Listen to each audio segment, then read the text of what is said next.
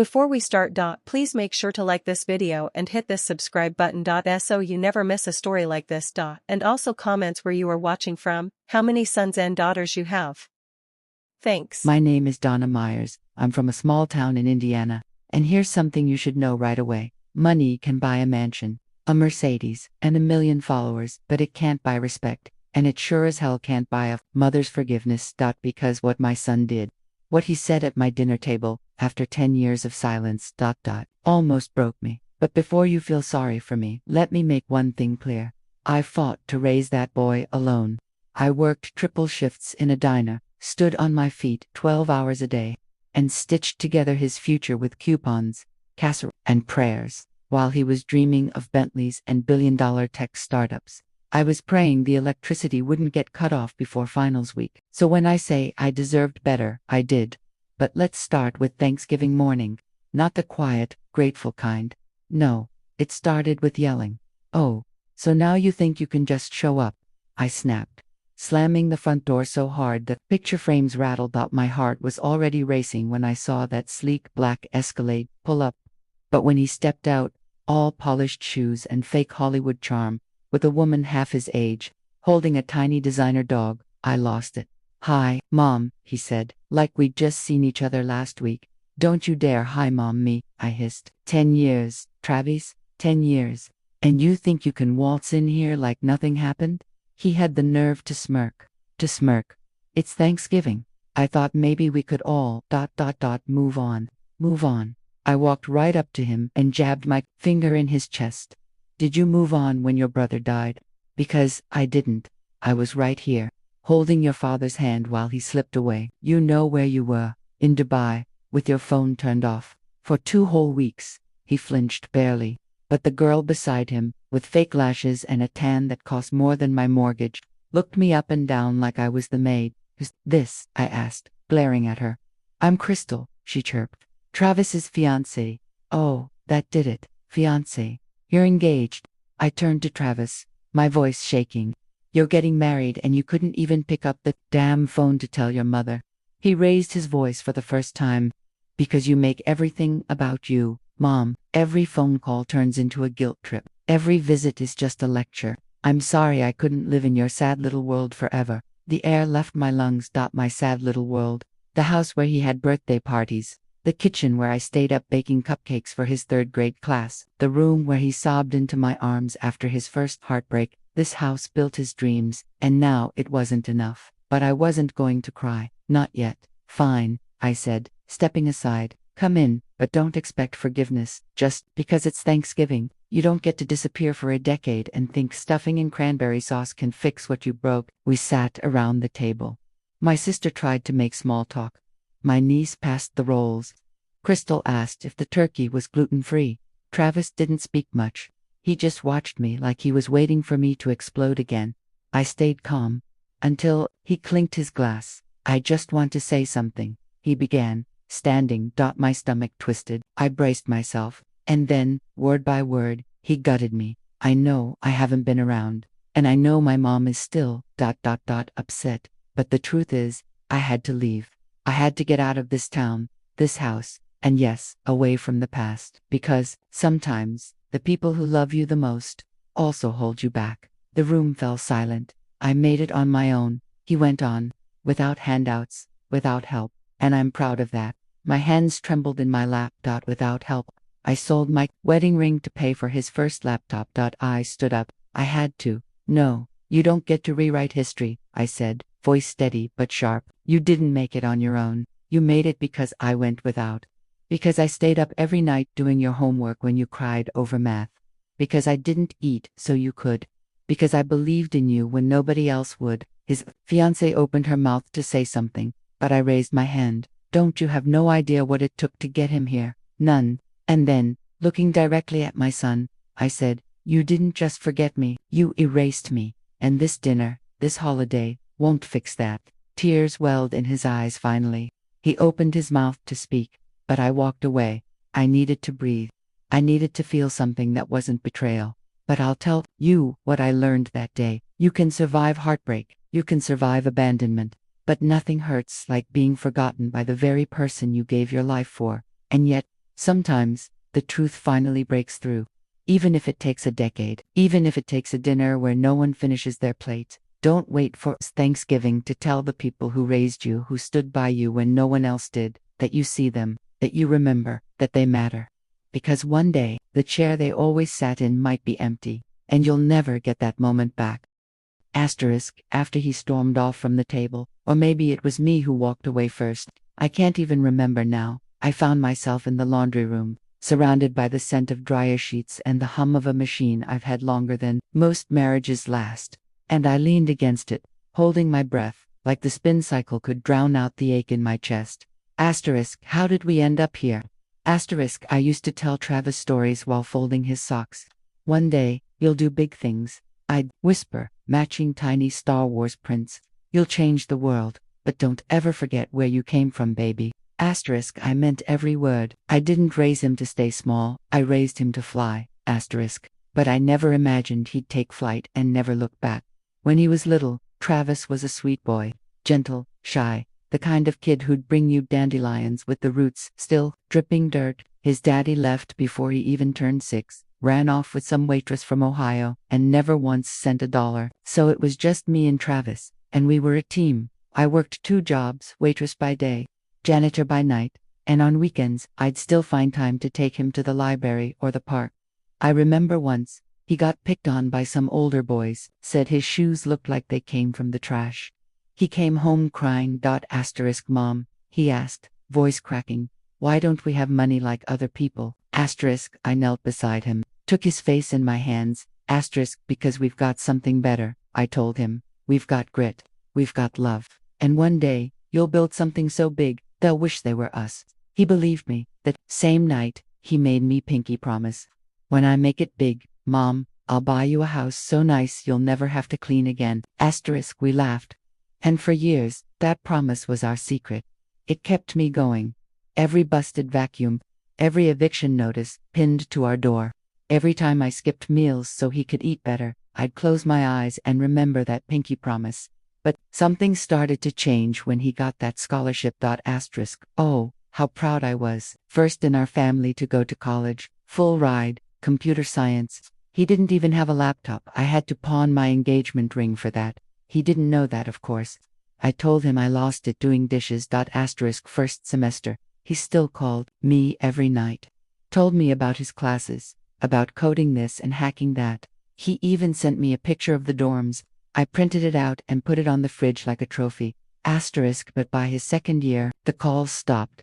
The messages came less and less, and when I'd ask if I could visit, he'd always have some excuse. Busy, midterms, going to LA for a startup pitch.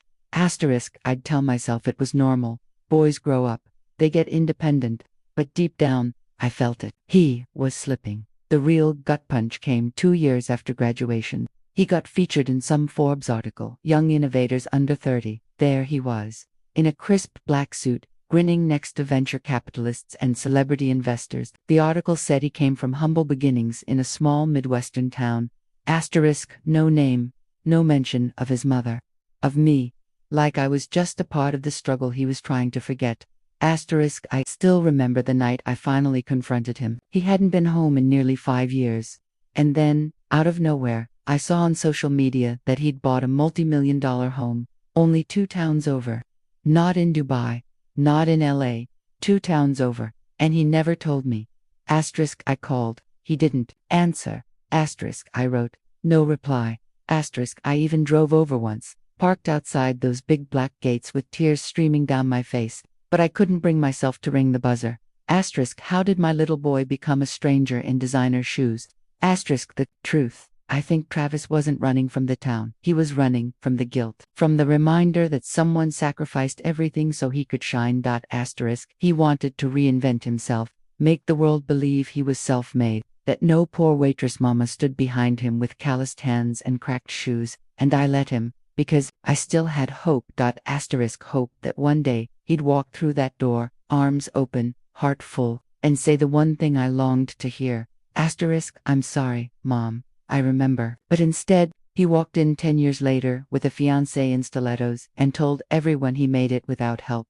That's what shattered me, not the years, not the silence, but the lie. And yet, part of me still held on. Asterisk, because the thing about mothers, we don't stop loving, even when they forget. Even when they pretend we never mattered. The love stays, quiet, patient, waiting in the corner of the heart like a porch light left on. Asterisk. That's where I was, waiting. After everyone left the table, after the fake smiles, the forced toasts, and that awkward group photo Travis insisted on, I stayed behind to clean up. Asterisk. Of course, that's what I always did. Clean up after him. Asterisk. They all disappeared into the living room, talking about Napa weddings and something called fusion catering. But I couldn't stop thinking about what he said at the table, about how he did it all on his own. That one sentence. It wasn't even shouted, wasn't dramatic. It was so casual, so practiced, like he'd rehearsed it for the world. Asterisk. I built this life from scratch. Asterisk. As if I hadn't scraped pennies off bathroom floors to feed him. As if I hadn't bled behind a diner counter for 17 years so he could afford school shoes. As if our story started when he got rich. No, I couldn't let that sit in my soul. Not another night. Asterisk. So I wiped my hands, walked to the living room, and said, Travis, a word, now. Asterisk. He glanced at the others. His fiancée froze mid-sip, but I didn't care about them. I didn't care about their shocked expressions or tight-lipped judgments. Asterisk. I turned, walked upstairs, and he followed. We ended up in the attic. It was cold, dusty, the kind of room no one visited unless they were looking for ghosts. I didn't turn on the light right away. I wanted him to sit with it. The silence, the weight of it. He stood there, hands in his pockets like some Wall Street banker, avoiding my eyes. I took a deep breath. Then I opened a box. An old one. Asterisk. The kind no one touches unless they're ready for pain. Inside were all the things he left behind. His baby shoes. His drawings. That pinky promise, scribbled on a napkin in crayon. Asterisk. I'll make it big and take care of you. Love, Travis. Asterisk. I held it up. Asterisk. Remember this. My voice cracked like old wood. He glanced down, didn't say a word. You said you built your life from scratch. I went on, stepping closer. Asterisk. Funny. I didn't know scratch had my hands all over it. He finally looked at me. Mom. Asterisk. No, let me talk. I rarely raised my voice, but this time, it came out like thunder. You say you came from nothing, but I was that nothing, and I gave you everything. The room got quiet. I walked to the back wall and pulled back an old quilt. Beneath it was the one thing I swore I'd never show him unless I had no other choice. Asterisk. A box full of returned letters. Asterisk. Every birthday card, every Christmas note, every I'm proud of you I ever sent, all returned, marked, refused. Number, forwarding address. He stepped back like I'd slapped him. I didn't know, he whispered. Asterisk. I didn't think. No, I said, eyes brimming. You didn't want to think. You wanted to move on. Rewrite your story. Pretend your mother was a burden you had to escape. But let me tell you something, Travis. I was your beginning, and without me, there would be no empire, no company, no house in Silicon Valley. Tears slid down my cheeks, but I didn't wipe them away. I wanted him to see, really see. Asterisk. You forgot me, but I never forgot you. Asterisk. He turned toward the window. I could tell he was trying to hide his own tears now, swallowing them down like a child ashamed of crying in front of the class. Asterisk. I thought you'd be ashamed of me, he said softly. I blinked. Ashamed. Of what? Asterisk. He leaned against the wall, finally losing that polished, practiced posture. Asterisk. Ashamed that I left, that I didn't come back when I should have, that I let money, pride, bury the person who mattered most. Silence. Then, he reached into his coat pocket and pulled out something small. Asterisk. A folded photo. He handed it to me. It was the two of us, from his high school graduation. Asterisk. My arms around him, his cap crooked, my smile cracked but real. Asterisk. He had carried it with him all this time. This stayed in my wallet, he whispered. Even when I tried to forget, I couldn't. My knees nearly gave out, because after all the silence, after all the pretending and pain and years of absence, this little picture broke me. Asterisk. Then why? I asked. Asterisk. Why not just come home? He looked down, voice shaking. Asterisk. Because I didn't think I deserved you anymore. There it was, the truth, not pride, not arrogance, shame. He wasn't trying to erase me. He was trying to protect himself from what he'd done to me. That's the cruel thing about distance.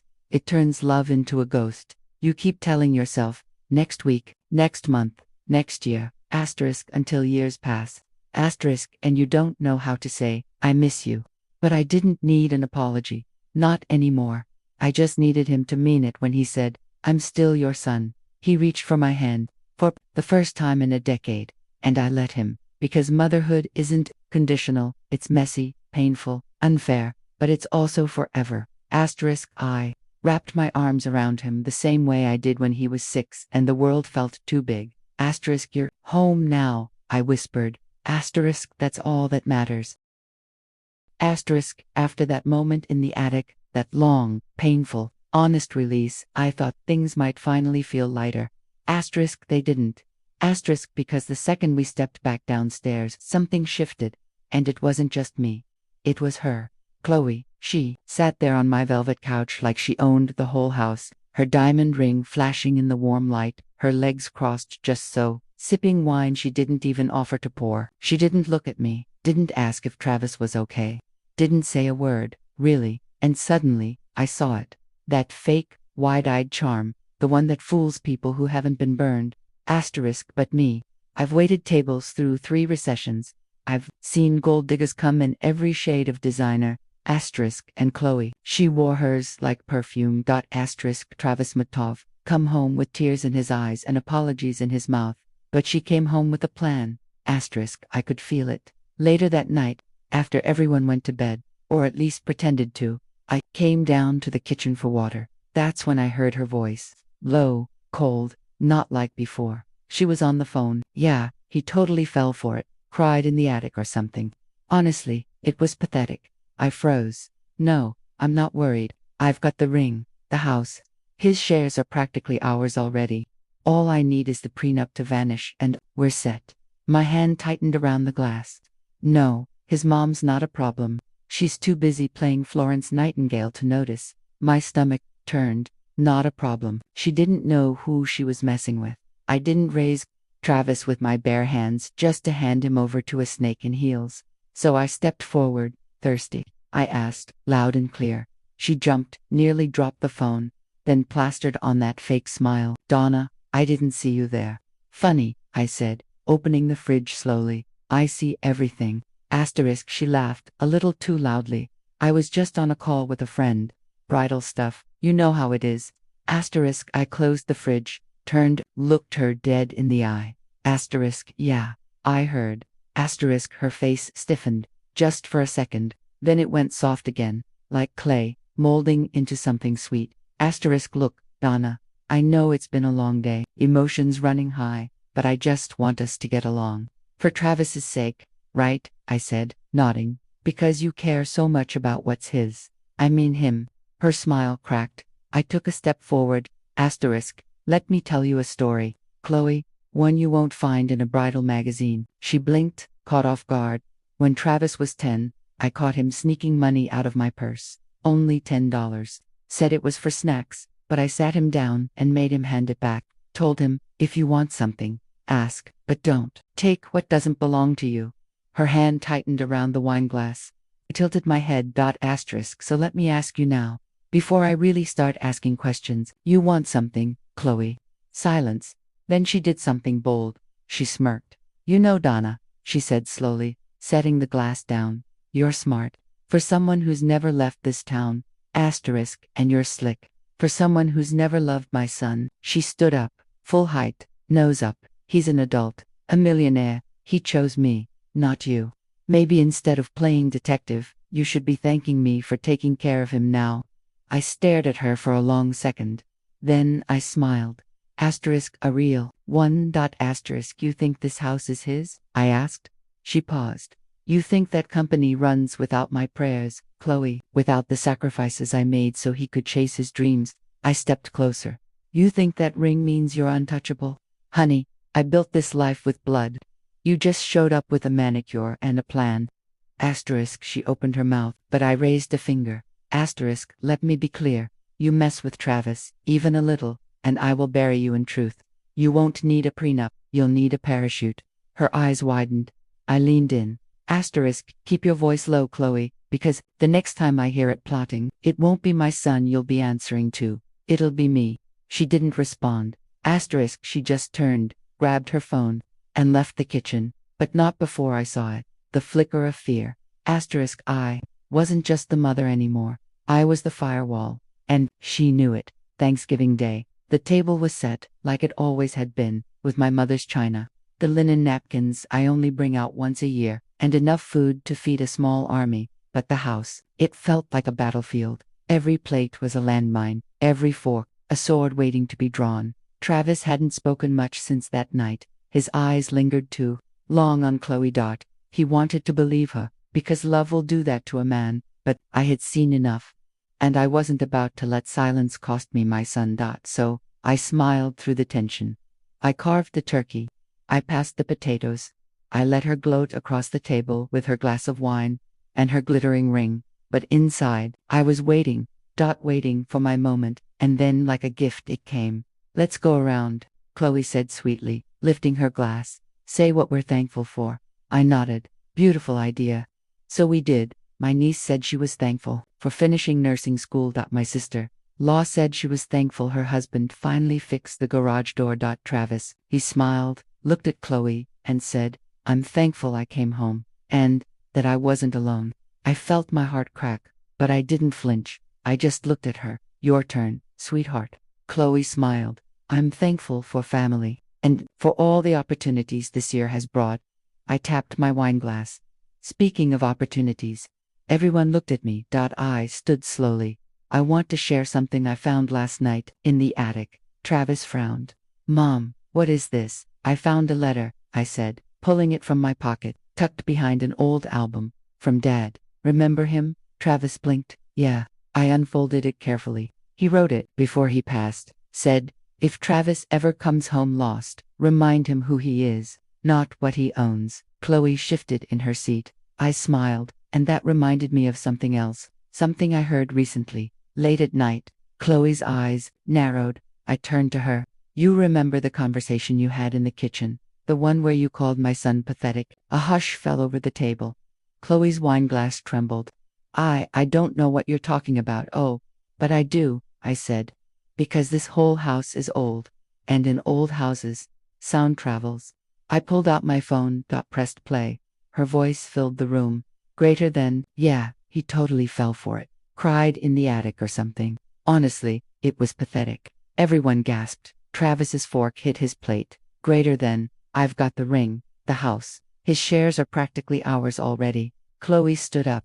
That's fake. You edited that. She's lying. Sit down, Travis said quietly. She looked at him. Baby, she's just jealous. She's trying to turn you against me. He didn't blink. Did you say it? He asked. Silence. Double quotes. Did you say it? Chloe's mouth opened, then closed. Then she did what cowards always do. She turned it on me. She's been waiting to ruin us since the day I arrived. You think she wants you happy? She just wants to control you. You said it yourself, she smothers. You. But Travis stood up now too. No, he said. She's the only one who told me the truth. He looked at me. Tears in his eyes again.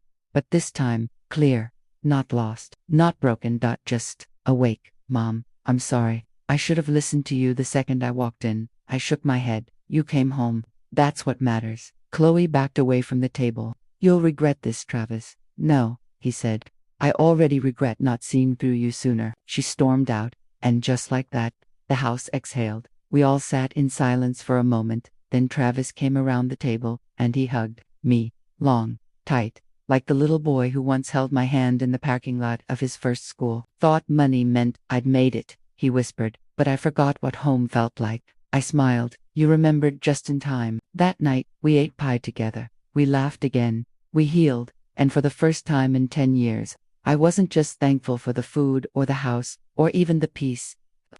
I was thankful for the fight, because sometimes the truth doesn't whisper. Sometimes it has to roar. Never mistake silence for weakness. Sometimes the strongest hearts wait for the right moment to speak, and when they do, truth becomes unstoppable. If this story touched your heart, share it.